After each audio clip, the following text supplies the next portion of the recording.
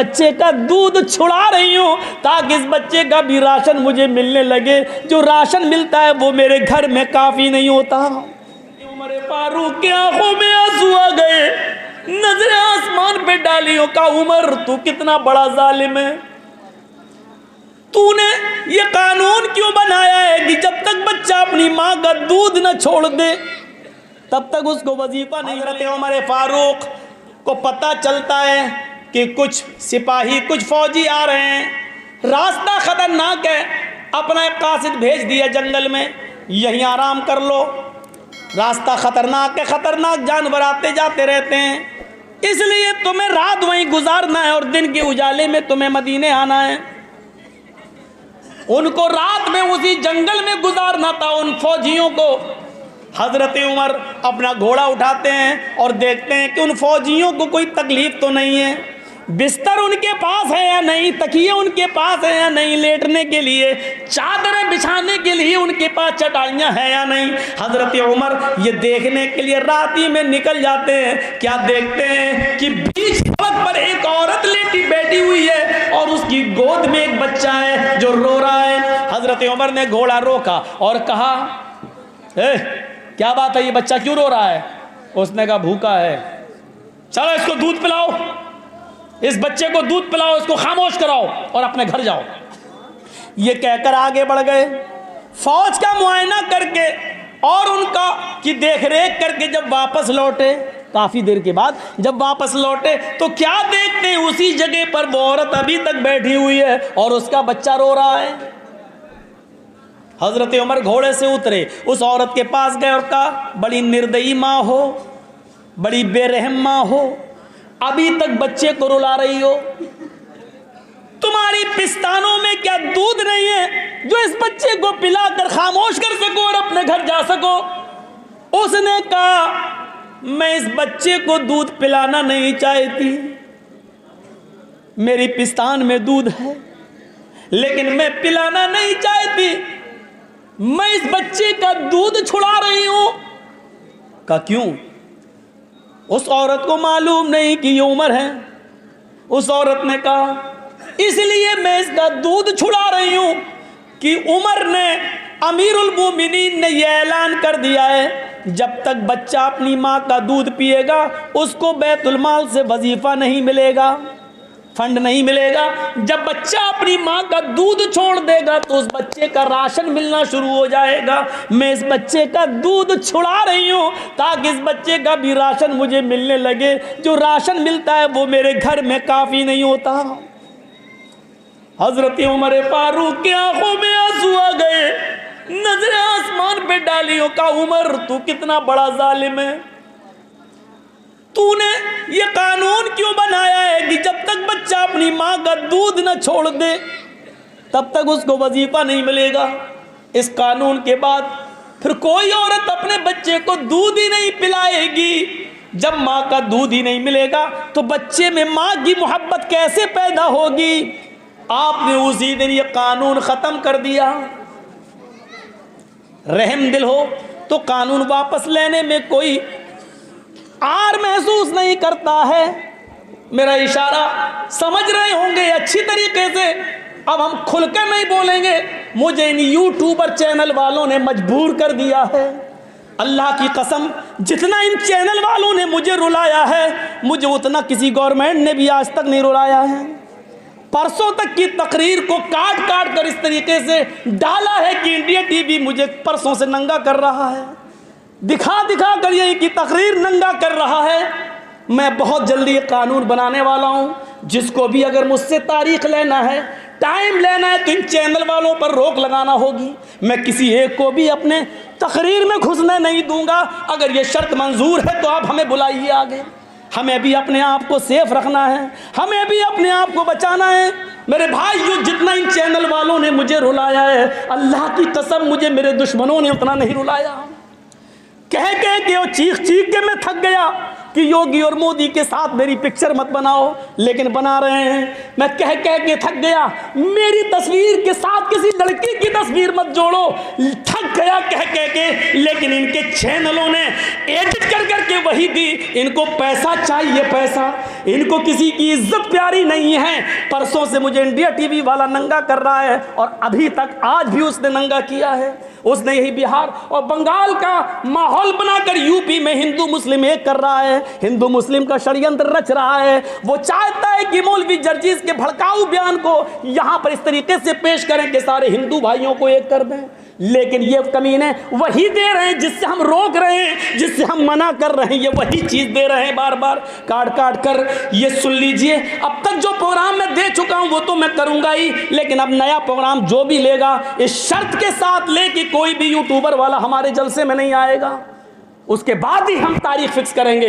अगर ये शर्त मंजूर नहीं है तो आप किसी और को बुलाइए और अपना जलसा कीजिए। मेरे भाइयों, हमें भी अपने आप को बचाना है, हम भी किसी माँ के बेटे हैं, हमारा बाप भी हार्ट का मरीज है। वो जब ये सब बातें और खबरें सुनते हैं तो उनको भी हार्ट ब्लड प्रेशर बढ़ जाता है। मेरे भाइयों, मुझे सबको देखना है, मुझे उनको भी देखना है। इन यूट्यूबर वालों ने मुझे जितना रुलाया है, अब मैं अल्लाह की कसम खा के कहता हूँ उतना किसी ने नहीं रुलाया। इसके बावजूद भी अगर गैरत तुम्हारी नहीं जागती है तो मैं समझता हूं कि तुम्हारी तरबियत में कमी है, तुम्हारे बाप ने और तुम्हारी मां ने तुम्हें तरबियत नहीं दी है। मैं यही समझूंगा। तुम्हारे पास दर्द नहीं है मां का, तुम्हारे पास दर्द नहीं है किसी बाप का। तुम नहीं समझते हो, तुम्हें बस पैसा चाहिए, दौलत चाहिए, पैसा चाहिए, किसी भी तरीके से आए एडिट करके तुम दे रहे हो। मैंने कहा ना तकरीर में कि मेरे पास कुछ लोग आए और मुझसे कहने लगे या तो मेरी पार्टी में आ जाओ या दूसरी में। इस चीज़ को मैंने मना कर रहा हूं कि देखिए सियासी चीज़ें मत डालिए। इसी चीज़ को इन्होंने अपने चैनलों पे डाला और इसी चीज़ को उछाल रहा है वो इंडिया टीवी वाला और दिखा रहा है पूरे हिंदुस्तान में, देखो ये मौलवी क्या कह रहा है, इस मौलवी ने देखो क्या कहा है। आ गया अखिलेश का प्रचार करने के लिए, आ गया है योगी और मोदी का डर दिखा रहा है मुसलमानों के दिलों में इस तरीके से। और अभी हम ये जो बोल रहे हैं ना, देखिएगा ये जुमले भी आ जाएंगे। आप ये जुमले जो हम बोल रहे हैं ना, इसको भी एडिट करके डाल दिया जाएगा कि मौलाना जर्जीस ये बोले हैं, जबकि इन जुमलों से मैं और परेशान हो जाऊंगा, और परेशान हो जाऊंगा। लेकिन बोलना इसलिए पड़ रहा है कि तुम्हारी खोपड़ी में बैठ जाए, लेकिन नहीं बैठ रहा तुम्हारी खोपड़ी में। मैं बिहार में और इंडिया टीवी दिल्ली में खबरें दिखा रहा हूं, आज भी दिखाई हो। और घर से मेरी मां का फोन आया, रो रही है मेरी मां कि बेटा अब मैं जेल में जाता हुआ तुझे नहीं देख सकती। मां मां होती है, मां मां होती है। ये मेरी मां की आंखों में जो आंसू आए हैं यूट्यूबर वालों, ये तुम्हारी वजह से आए हैं। अगर मेरी मां की आंख से एक भी आंसू गिरा तो मैं तुम्हें जिंदगी भर माफ नहीं करूंगा। मैं जानता हूं कितनी परेशानियों से मेरी मां ने मुझे पढ़ाया है और इस मकाम तक मैं पहुंचा हूं। अल्लाह तबारक व तआला ने मेरी मां के ज़रिए मुझे इस मकाम तक पहुंचाया है। तुम उस मां को रुला रहे हो, लगता है तुम किसी मां के बेटे नहीं हो। जिन चीज़ों से तुम्हें रोक रहा हूं तुम वही चीज़ें डाल रहे हो, वही चीज़ें डाल रहे हो। नफरत हो रही है मुझे तुमसे। इस वक्त मेरी खोपड़ी में इंसान हूं, ऐसा लग रहा है कि सबको उठा के यहीं से राशाई कर दूं, तोड़ दूं सारे मोबाइल। इस वक्त मुझे ऐसा लग रहा है, ये महसूस हो रहा है मुझे। अल्लाह तुम्हें हिदायत दे, अल्लाह तुम्हारी खोपड़ियों में अक्ल सलीम पैदा करे।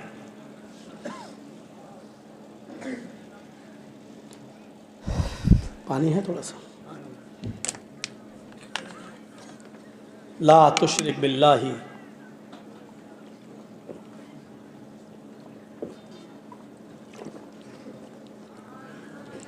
शैअन कुतिलता हुर्रिकता। अल्लाह के साथ किसी को शरीक मत करो, चाहे तुम्हें कत्ल कर दिया जाए या जला दिया जाए। पहली चीज़ हम तो सोच रहे थे 5 बता देंगे, लेकिन पहली में इतना वक्त लग गया। वला तउक़न्न वालिदैक। दूसरी चीज़, और अपने माँ बाप की नाफरमानी कभी मत करना। लो, माँ बाप का दर्द हमें था, बोल भी रहा था और हदीस भी आ गई। वला तउक़न्न वालिदैक व इन अमराकन तख़रुज मिन अहलिक व मालिक। अपने माँ बाप की कभी नाफरमानी मत करना। ए भैया अब बैठ जाओ, अब किसी को जो उठे बगल वाला उसको ज़बरदस्ती बिठा दे। पेशाब लग रहा है तो यही कर लो, लेकिन अब जाने मत देना, बहुत हो गया ये नाटक। वला तउक़न्न वालिदैक वैना मराकन तखरुज मिन अहलिक व मालिक, अपने माँ बाप की कभी भी नाफरमानी मत करना, चाहे वो तुम्हें अपने घर से निकल जाने का हुक्म ही क्यों ना दे दें, और अपने बीवी बच्चों को छोड़ने का हुक्म ही क्यों ना दे दें। बीवी बच्चों को छोड़ने का हुक्म देना छोड़ दो, लेकिन माँ बाप की नाफरमानी मत करना। घर मकान से निकाल दे, भाग, मेरा घर नहीं, तुझे 1 इंच जमीन नहीं दूंगा, निकल भाग। घर बार छोड़ देना, लेकिन माँ बाप की नाफरमानी, ये है माँ बाप का दर्जा। कौन बेटा ये कबूल करेगा?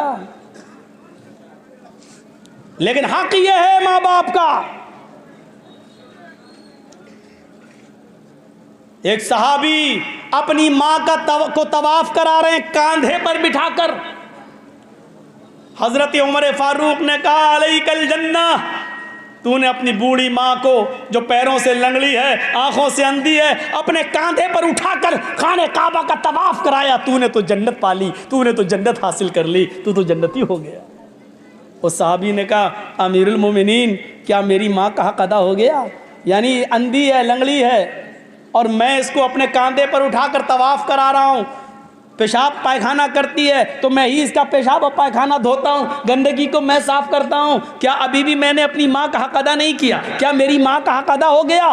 क्या फरमाया हजरत उमर ने? तूने जन्नत तो कमा ली, लेकिन माँ का हक अदा नहीं हुआ। कहा कि अच्छा, फिर माँ का हक अदा कब होगा? हजरत उमर फारूक ने कहा, माँ का हक अदा हो ही नहीं सकता। कहा कि कुछ नहीं, इतना काम मैं कर रहा हूं, गंदगी, खलासत, नापाकी, पेशाब पायखाना सब मैं धो रहा हूं, और अपनी माँ को कांधे पर बिठाकर तवाफ कर रहा हूं, क्या अभी भी मेरी माँ का हक अदा नहीं हुआ? हजरत उमर ने कहा, नहीं, जब वो तुझे पैदा कर रही थी, जब वो तुझे अपने पेट से जन रही थी और वो चीख रही थी दर्द की वजह से, उसके मुंह से जो पहली चीख निकली थी दर्द की वजह से, तुझे पैदा करते हुए दर्द ज़े होता हर औरत को बच्चे की पैदाइश पर, तो जो वो दर्द हो रहा था और उस दर्द में तेरी माँ जो चीखी थी, पहली चीख उसके मुंह से निकली थी, अभी तो तूने अपनी माँ की उस पहली आह का भी हक अदा नहीं किया। तुम अपनी माँ की पूरी जिंदगी की हक की बात करते हो, नहीं किया। उसने कहा, बस बस बस अमीरुल मोमिनीन, अब मैं समझ गया कि अपनी माँ का ज़िंदगी भर खिदमत करके भी हम हक अदा नहीं कर सकते। जब अब तक मैंने अपनी माँ की पहली चीख का हक अदा नहीं किया, तो हम अब क्या करेंगे? नहीं कर सकते। ठीक है, हम जो करना होगा करेंगे। माँ के मकाम को और बाप के मकाम को पहचानो। जब मामून रशीद का इताब आया तो एक बाप एक बेटा दोनों गिरफ्तार कर लिए गए। बेटा का नाम है फजल बरमकी और उसके बाप का नाम है याहिया बरमकी। फजल बरमकी और याहिया बरमकी दोनों को मामून रशीद ने गिरफ्तार करके जेल में डाल दिया। बड़े नेक थे ये दोनों बाप बेटे, लेकिन बाप बूढ़ा था, सर्दियों के दिन थे, बाप को फजर की नमाज पढ़ने के लिए उठना था तो ठंडे पानी से वज़ू बनाने में उसको तकलीफ़ होती थी। जेल में गर्म पानी का कोई इंतज़ाम नहीं था, तो जेल के अंदर बेटे ने सोचा कि मैं अपने बाप को गर्म पानी कैसे दूं। जेलर से बात की, उसने मना कर दिया। हमारे यहाँ कोई अलग से किसी के साथ अलग इम्तियाज़ नहीं बरता जाएगा, सारे कैदी बराबर हैं, गर्म पानी का कोई इंतज़ाम नहीं। तांबे का लोटा था फजल बरमकी के पास। ईशा की नमाज़ पढ़ने के बाद उस लोटे में फजल बरमकी पानी भर लिया करते थे और अपने बाप को सुला दिया करते थे ईशा के बाद। फिर उस पानी के तांबे के लोटे में जो पानी भरा होता था, उस पानी के लोटे को, उस तांबे के लोटे को अपने पेट से लगा लिया करते थे, ताकि पेट की गर्मी से रात भर ये लगा रहेगा तो सुबह तक कुछ तो पानी में गर्मी आ जाएगी, थोड़ी ही बहुत सही, कुछ तो गर्मी आ जाएगी। जब फजर की आज़ान की आवाज़ आती थी तब फजल बरमकी उस पेट से गर्म किए हुए पानी को उठाते थे और अपने अब्बू से कहते थे जल्दी से वज़ू बना लो। गौर कीजिए, अपने बाप के लिए वज़ू का पानी, गर्म पानी देने के लिए रात भर वो जागा करते थे कि कदरे गर्म पानी हो जाए, थोड़ा बहुत ही सही, लेकिन मेरे बाप को तकलीफ ना होने पाए। बाप का इस तरीके से उन्होंने हक अदा किया। और सच तो यह है कि इतना कुछ करने के बावजूद भी बाप का हक अदा नहीं हुआ।